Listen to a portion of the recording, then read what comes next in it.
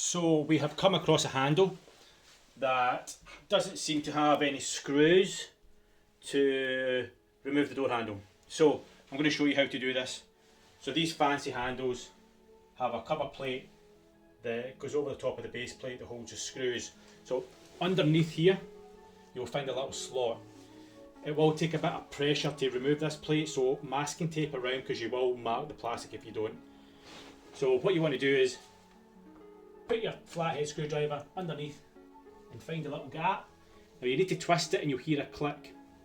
Just to know, if your cylinder is sticking out quite a bit, it's probably best to remove the cylinder. So I'll pop a video, I'll link to a video to show you how to remove the cylinder first before you do this.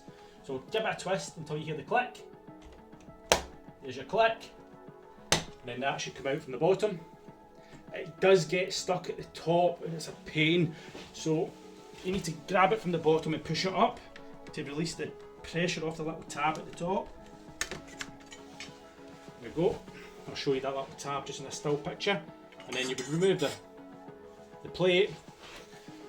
As you can see, it has these little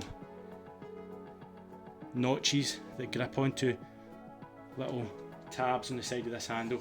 So you just undo your two screws, change your handle, or if you're just taking that off to replace something like the door lock, you just simply put your cover back over the top, chap at the top, in the middle, and the bottom, and that's it back on.